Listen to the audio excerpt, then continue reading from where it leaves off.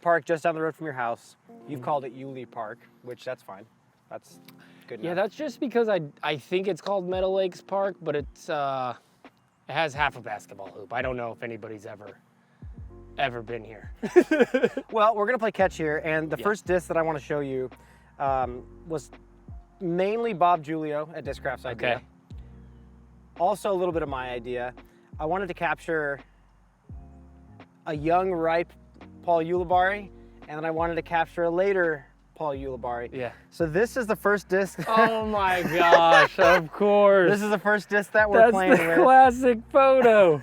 It's a 1 of 1. It's yours now. Thank you. What do you think? I mean, when I first look at it, it's incredible to be able to go back and think of all the stuff that's happened and started with this kid. We're gonna throw this, and I actually, while we throw this, if you were to describe this kid Yeah. to someone else with what you know now, how would you describe this kid? I mean, I think one of the things that comes to mind is like, he was fearless, you know? He wasn't afraid of the challenge, sorry about that, of the challenge of whatever was in front of him. I remember I was really determined when I was that age. With whatever I did, I thought that I was just gonna be good. And I feel like it would be intimidating for a lot of people to be like, oh yeah, I'm gonna go take off, never been out of my home state, and you know, go pursue Frisbee golf. And I remember just being like, yeah, this is gonna be easy type thing. So I think fearless would be like what he was. He's fun. He always had a lot of fun. I don't know. Such a long time ago. I would like to think that I didn't change much, honestly. Maybe became a little bit nicer and more mature, but. Did you not think it was crazy going and trying to be a pro disc golfer, especially back when there was like little to no like big money in it? No, I didn't, and I think that's part of the reason why I became successful at it is I didn't really care. You know, I was just like, no, it's gonna work. You know, I've always had like a silly belief that whatever I did it was gonna be good.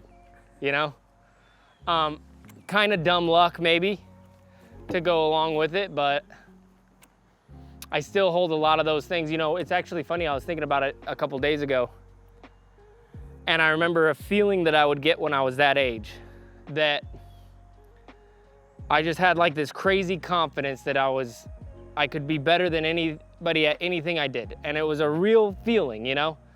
And I lost the feeling for a long time. But remembering this guy helps me bring that back sometimes. And I mean, it's a big part of who I am, really. You, in videos that I've seen from like way back, you and Nikko seem to spend a lot of time together. Yeah. Talk about who he was at the same time you were that kid. Yeah.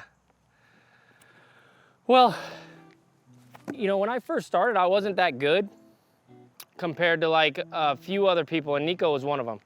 And so he was one of the only people my age that was better than me.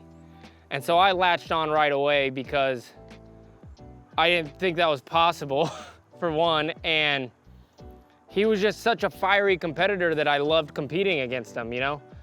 Like, and I don't think that he's really changed that much either, as far as that goes. I think we learned a lot from each other, mostly me playing against him. Because, I mean, a couple years later, he won the Memorial in the Open, and he ended up winning Player of the Year like 4 times. And I remember looking at his game and really picking it apart and being like, okay, I need to do this, I need to do that. And he really helped me kind of develop a lot of my game that I have today. But Nikko is, you know, we were best buds for a long time at that point in time. He came to Arizona and we lived pretty close to each other. We played every day together. And I I remember just being like, all right, this is the guy that I'm gonna have to beat, you know? What were the talks back then with like young touring pros when being a touring pro didn't get you a card, it didn't get you any recognition? Yeah. It was kind of the dirtbag lifestyle, wasn't it? Like, what were the talks about? Were they really optimistic? Like, oh, we know disc golf's going big time. Like, we're gonna make it happen. Or was it just a day-to-day, like, we're just trying to make enough money to survive? Yeah, I think it was just like a stay in the moment type thing. Like, whatever we had at that time, we just did. Like, if I didn't have money for gas, I'd go sell a couple discs at the park, or just, you know, we would go, at least I would go scrape around Fountain Hills and try to find some discs that I could sell to spinners or whatever. At no point was it not fun to me.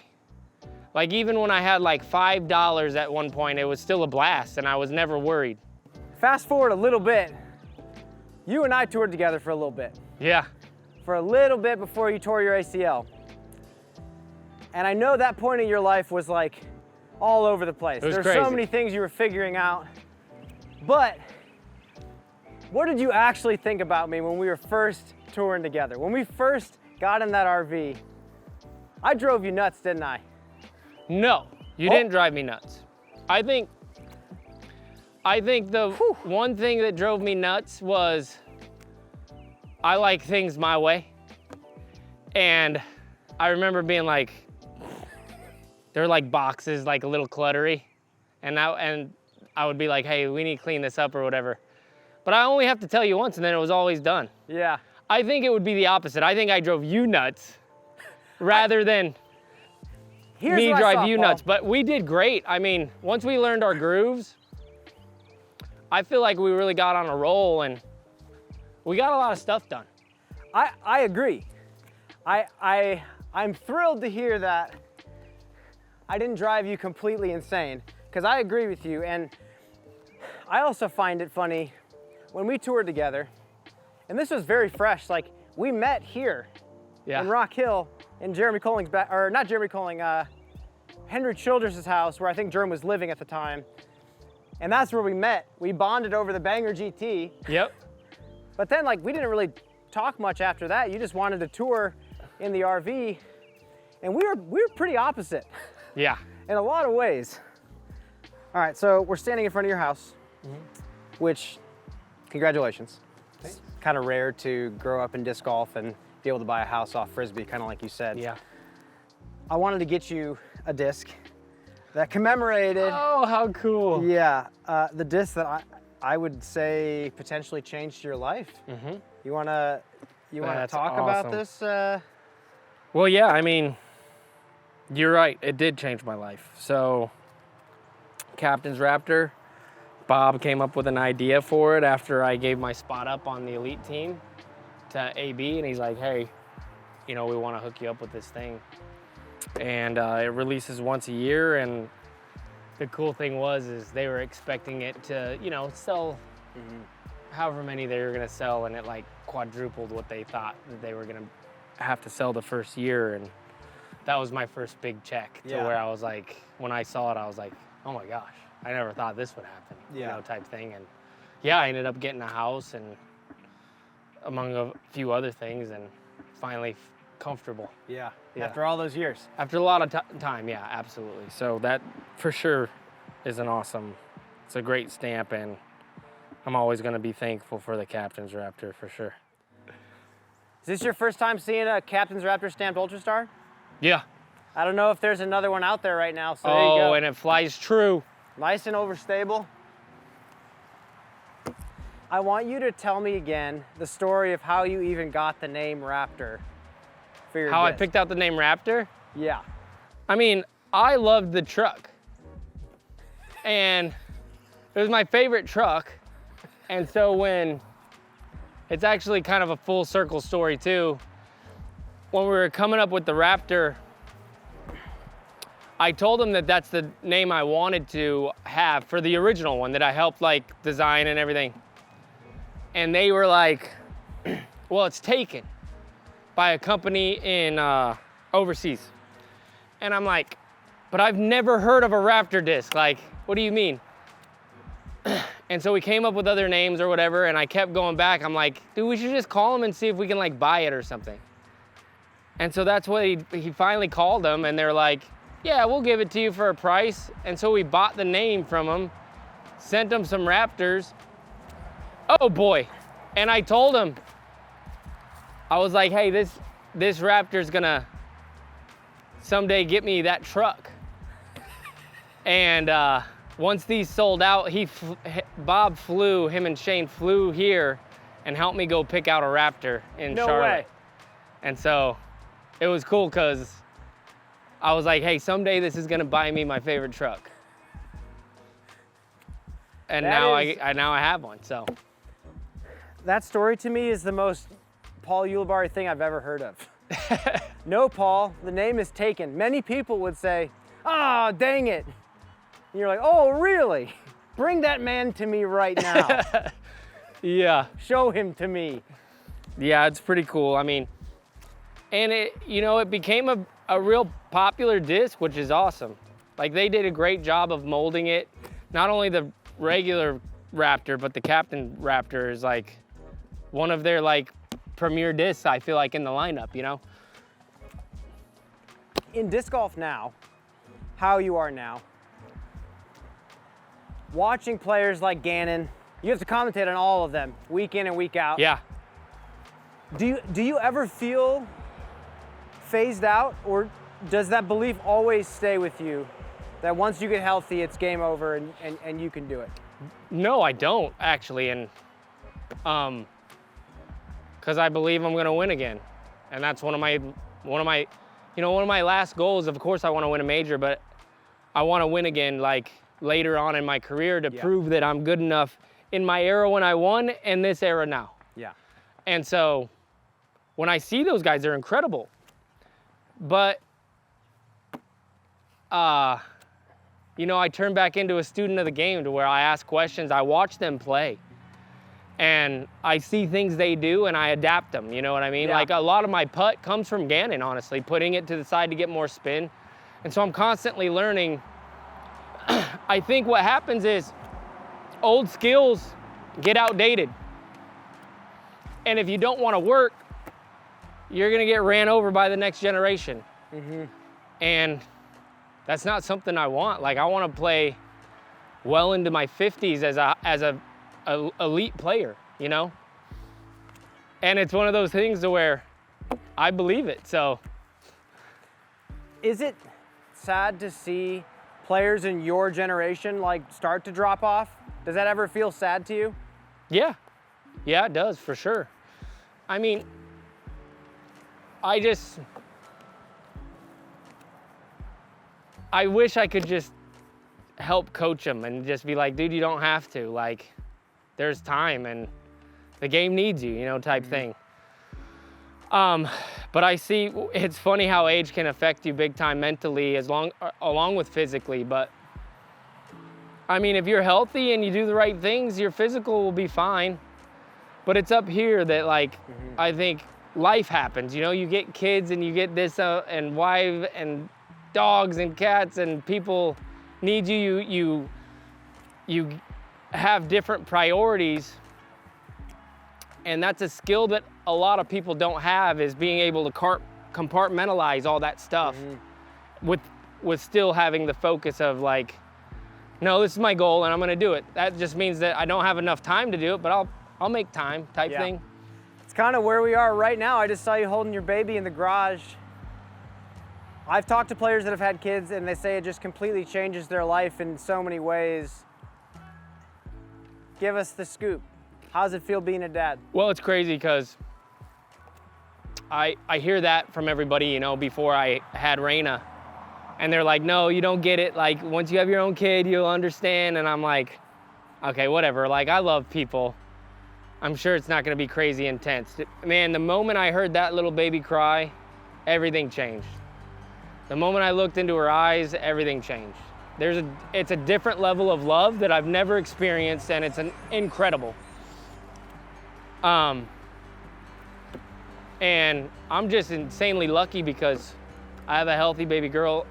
Sarah's the GOAT, like the greatest mother I could have ever imagined. greatest wife I could ever imagine. And that's another thing that I think is important about like my success is the support I get from my wife is incredible. When we first met, I was like, hey, you do anything, but don't take away from my disc golf, because that's what makes me the best me. If you let me do this and chase my dreams, I'm gonna be the greatest husband, the greatest father, the greatest all these things, you know what I mean? And she never has, and she's always just been supportive and been like, no, you go do that. Like, you're gonna be able to do that. No, I believe you, I believe in you. And that's so powerful, you know what I'm saying? Yep.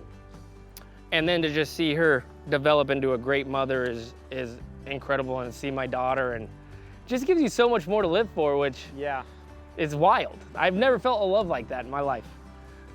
And I love being a dad. I love staying up till 3 a.m. with her. I love all the things that come with it. I love changing diapers right now, and I'm sure it'll get old, but you know, it's all new to me, and I just enjoy it, you know? Yeah.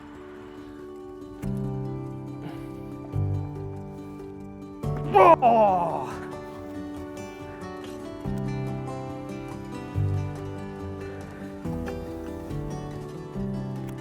All right, one more each.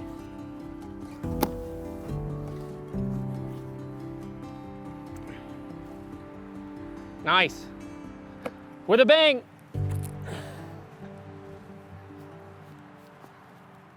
Oh, Yay! We're done. Nice job, bud.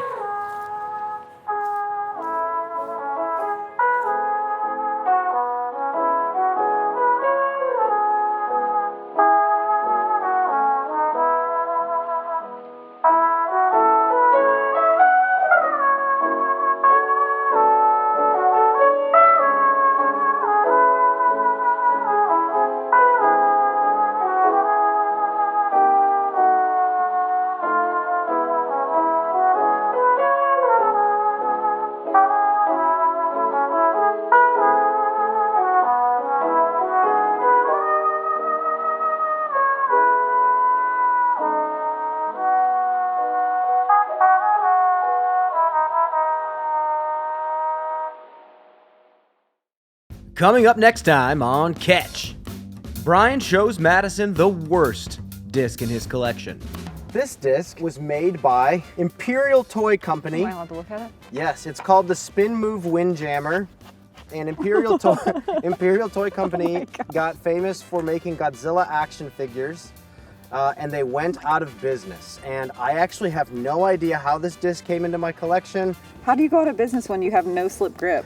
It says no slip grip on the side. It sure does. That's what I was saying. Join us for the finale of Season 2 on Catch. Catch the last episode on the Disc Golf Network February 4th with public release on JomezPro's YouTube February 11th.